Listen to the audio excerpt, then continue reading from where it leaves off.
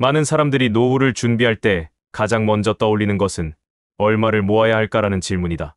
누구는 5억이 있어야 한다고 하고 누구는 10억이 필요하다고 말한다. 그래서 대부분은 은퇴 전에 열심히 저축하고 연금에 가입하고 종잣돈을 만들기 위해 애쓴다. 하지만 정작 은퇴 후에는 돈을 어디에 어떻게 써야 할지 모른다는 문제가 발생한다. 이처럼 계획 없이 모아두기만 한 자산은 오히려 불안의 원인이 될 수 있다. 노후 준비에서 가장 위험한 사람은 돈이 없는 사람이 아니라 돈을 쓰는 계획이 없는 사람이다. 은퇴 후 돈이 필요한 지점은 의외로 다양하다. 자녀의 결혼 자금 지원, 손주의 학비, 병원 치료비, 주택 수리, 요양비, 장례비까지. 이 모든 지출이 갑자기 찾아올 수 있다. 그런데 많은 은퇴자들은 이 항목들에 대한 구체적인 시나리오를 세우지 않고 단지 모아두면 되겠지, 필요할 때 꺼내 쓰면 되겠지라는 막연한 생각만 갖고 있다. 하지만 막상 상황이 닥치면 어디에 얼마나 써야 할지 몰라 혼란스러워지고 불필요한 지출로 이어지거나 반대로 써야 할 곳에서 아껴서 더 큰 문제를 만들기도 한다. 예를 들어 65세에 은퇴한 박 씨는 평생 성실하게 일하며 3억 원가량의 자산을 모았다. 국민연금도 월 80만 원 정도 나오고 있었고 큰 병도 없었기에 자신감을 가지고 은퇴 생활을 시작했다. 그런데 막상 자녀의 결혼이 닥쳤고 본인은 축의금만 약간 줄 생각이었지만 자녀는 전세자금 일부를 지원받기를 바랐다. 고민 끝에 박 씨는 약 5천만 원을 지원했지만 계획되지 않은 큰 지출로 이후 생활비에 대한 불안이 시작됐다. 또 몇 달 후 지병으로 병원 치료를 받게 되며 급하게 병원비로 또 수백만 원이 빠져나갔다. 이때 박 씨는 내가 그동안 모아둔 돈이 꽤 있었는데 어디에 어떻게 써야 할지 몰라 점점 줄어드는 걸 보니 불안하고 초조하다고 털어놓았다. 이와 반대로 자산이 많지 않더라도 소비 계획을 철저히 세운 사람은 훨씬 안정된 노후를 살아간다.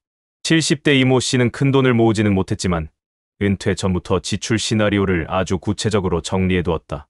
연간 생활비, 병원비 예비금, 주택 유지 보수비, 자녀 지원, 상한선, 장례 준비 자금 등 항목별로 한도를 정하고 사용 시기를 나눠서 계획했다.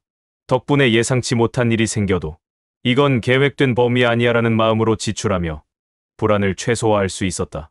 그녀는 돈이 많지 않아도 쓸 때 불안하지 않으니 마음이 훨씬 편해졌다고 말했다.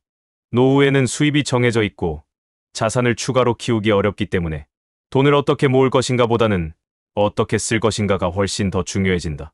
자산이 많아도 계획 없이 쓰면 금세 줄어들고 자산이 적어도 계획적으로 쓰면 오랫동안 안정적으로 유지할 수 있다. 특히 노후에는 고정비 주거비, 공과금, 식비, 보험료 등 외에도 예기치 않은 변동비 병원비, 수리비, 가족 관련 지출 등가 자주 발생하기 때문에 이를 감안한 지출 시나리오가 반드시 필요하다. 또한 소비 계획을 세운다는 것은 단순한 돈 관리가 아니라 나의 삶을 어떻게 살고 싶은지, 무엇에 가치를 둘 것인지에 대한 기준을 세우는 일이기도 하다. 예를 들어 어떤 사람은 여가와 여행에 더 비중을 두고 어떤 사람은 가족과의 시간을 위한 지출을 중요하게 여긴다. 이처럼 소비 계획은 단지 금액을 정하는 것이 아니라 노후의 삶의 방향을 구체화하는 과정이다. 정리하자면 노후에 돈을 모아두는 것은 시작일 뿐이다. 진짜 중요한 것은 그 돈을 언제, 어디에, 얼마나, 어떻게 쓸 것인지에 대한 구체적인 전략이다. 계획 없이 살아가는 은퇴자는 예상치 못한 지출 앞에 불안에 휘둘리고 결국 자산이 빠르게 줄어드는 경험을 하게 된다. 반면 소비 계획이 있는 사람은 같은 상황에서도 주도적으로 대응하며 자존감과 생활 안정성을 함께 유지할 수 있다. 지금까지 모아온 돈을 더 빛나게 쓰기 위해 지금이라도 나만의 노후 소비 전략을 세워보자. 언제까지 쓸 수 있을까라는 불안 대신 어떻게 잘 써갈까라는 설계로 바뀌는 순간 우리의 노후는 더 든든하고 당당해질 것이다. 나야 뭐 아직 건강하니까 괜찮아. 병원 갈 일도 없고 약도 안 먹어요라는 말을 하는 사람들 중 상당수는 정작 건강이 무너졌을 때에 대한 대비는 전혀 되어 있지 않다. 물론 지금 건강하다는 것은 축복이다. 하지만 문제는 노년기의 건강은 언제든 급격하게 무너질 수 있다는 사실이다. 더 무서운 건 그 건강이 무너지는 순간부터 의료비, 간병비, 장기요양비 같은 거대한 비용이 연속으로 발생한다는 점이다. 그래서 몸 건강하면 다 괜찮다는 말은 반은 맞고 반은 매우 위험한 착각이다. 우리는 흔히 건강 자체만을 관리하는 데 집중하면서도 건강이 무너졌을 때의 경제적 리스크에는 매우 무방비하다. 노후 준비가 잘 되어 있다고 생각했던 사람들조차 병원 한 번, 수술 한 번으로 재정이 흔들리는 경우가 허다하다. 예를 들어 한 68세 남성은 30년 가까이 다니던 직장에서 은퇴 후 나는 병원 한 번 안 가봤다며 실손보험을 해지했다. 보험료가 매달 7만 원 넘게 나가는 것이 부담스럽고 이제 아플 일도 없다는 생각이 있었기 때문이다. 그런데 2년 뒤 갑작스러운 협심증 진단을 받고 응급수술을 받았고 입원비와 검사비, 시술비로 총 500만 원 이상이 들었다. 당시 해지한 실비보험이 있었다면 상당 부분을 보장받을 수 있었지만 이제 와서 재가입도 어려웠다. 그는 병보다 병원비가 더 무섭더라고 고백했다. 또한 많은 사람들이 치매나 장기 요양 같은 이슈는 남의 일이라고 생각한다. 하지만 통계에 따르면 80세 이상 노인의 약 30%는 경증 이상의 치매 증세를 겪고 있고 노인 10명 중 1명은 장기요양 등급을 받고 있다. 그런데도 많은 이들은 장기요양보험이 뭔지, 등급은 어떻게 받는 건지조차 모른 채 살아간다.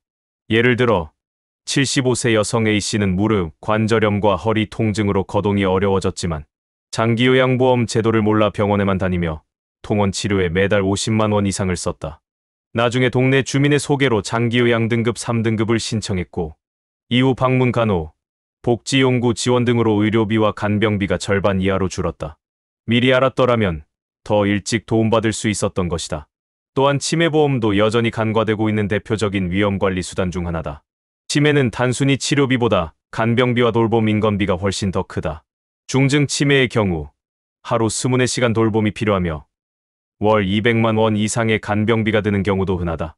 그런데도 많은 이들이 혹시 모를 일인데 보험료만 낭비되는 것 아니냐며 가입을 미루거나 아예 관심조차 갖지 않는다. 물론 모든 보험이 유리한 건 아니지만 치매나 장기요양 상태에 들어간 이후에는 어떤 민간보험에도 가입할 수 없다는 점을 꼭 알아야 한다.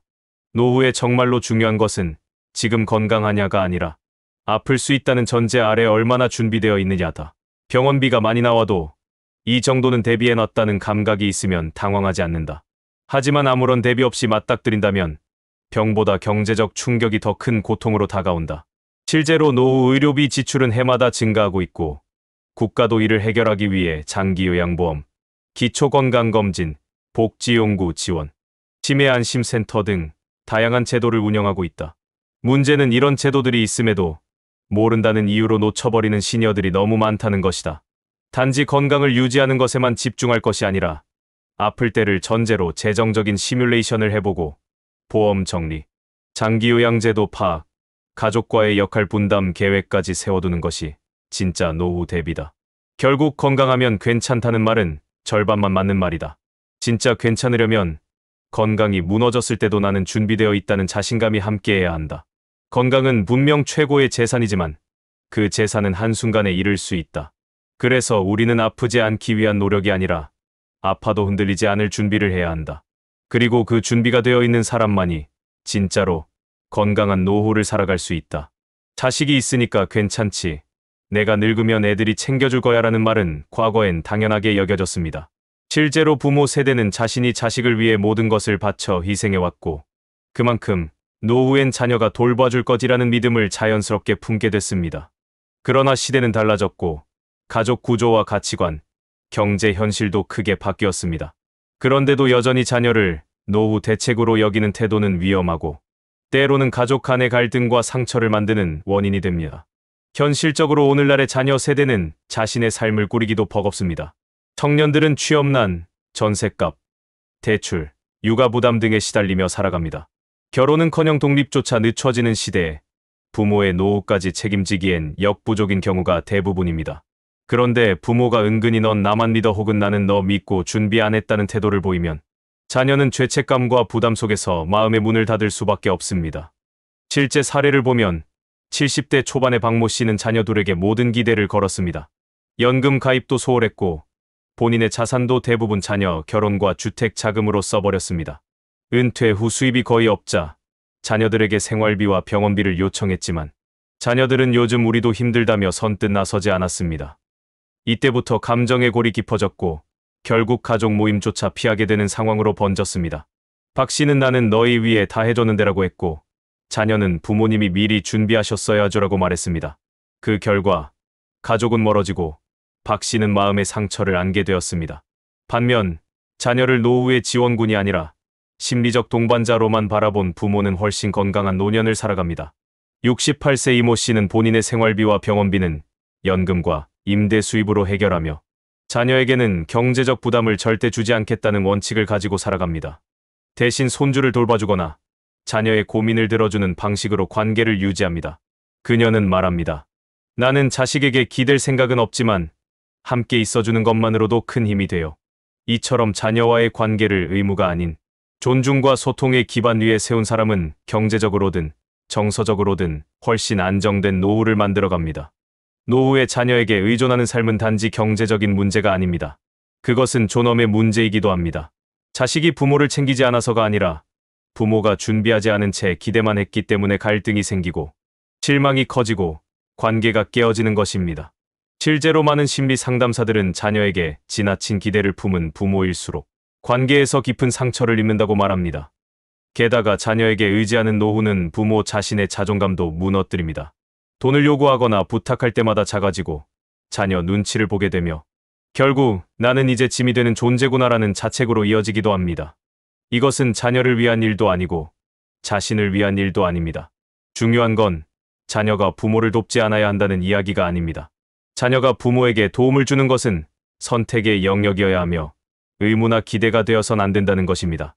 도움을 받더라도 당연한 것이 아니라 고마운 일로 받아들여야 관계가 건강하게 유지됩니다. 결국 자녀는 내 노후 플랜이 아니다라는 말은 냉정하거나 이기적인 말이 아니라 부모와 자식 모두를 지키는 현실적인 태도입니다. 자녀와의 관계를 부담이 아니라 동행으로 바꾸고 싶다면 내 노후는 내가 준비한다는 원칙 아래 자녀는 감정적으로만 연결된 존재로 남겨야 합니다. 노후는 내가 살아온 삶의 마지막 챕터입니다. 그 마무리를 누군가의 손에 맡기기보다 스스로 설계하고 책임질 때 비로소 자녀와의 관계도 사랑으로 남을 수 있습니다.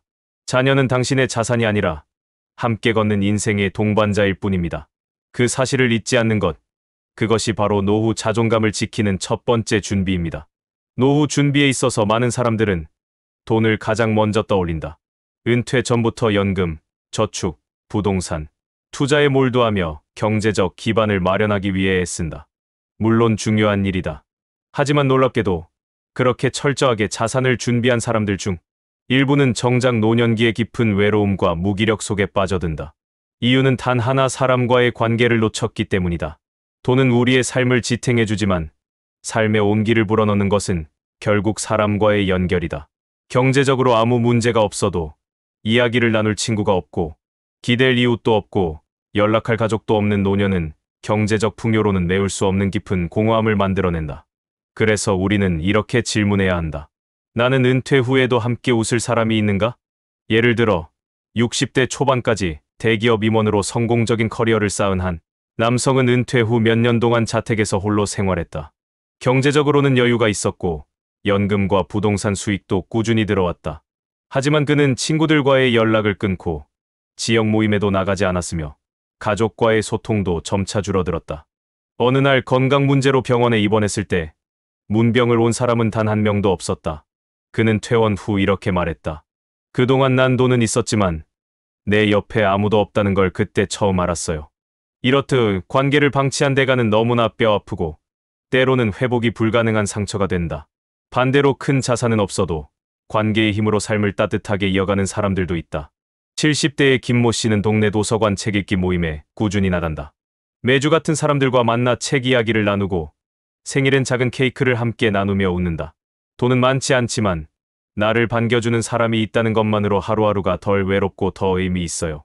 그는 사람과의 관계야말로 가장 오래가는 노후 자산이라고 말한다. 경제적 불안이 있어도 정서적으로 안정된 사람은 쉽게 무너지지 않는다. 더욱이 노후에는 신체적 제약으로 인해 밖으로 나가는 일 자체가 줄어들 수 있기 때문에 더 의도적으로 관계를 유지하고 만들어 나가야 한다. 이웃에게 인사하기, 동네 모임 나가기, 오래된 친구에게 안부, 전화하기, 모든 소소한 행동이 관계의 끈을 이어주는 사소하지만 강력한 실천이다. 하지만 많은 사람들은 그것조차 귀찮고 어색하고 별일 아니라고 넘긴다. 그렇게 하나둘 멀어진 관계는 나중에 정말 필요할 때 다시 붙잡기 어려운 지점이 되어버린다. 실제로 노년기의 우울증 주요 원인은 질병이나 빈곤보다도 사회적 고립이라는 연구 결과가 많다. 친구와의 잡담, 가족과의 소소한 갈등마저도 결국은 관계 속에서 살아있다는 증거다. 그러니 오히려 지금 소란스럽고 피곤하게 느껴지던 인간관계도 시간이 지나면 절실히 그리워질 소중한 자산이 된다. 관계를 잘 지킨다는 건 거창한 일이 아니다. 하루에 한 번 누군가에게 안부를 묻고 내가 먼저 커피 한 잔을 건네고 모임이 있다면 용기 내어 참석해보는 것.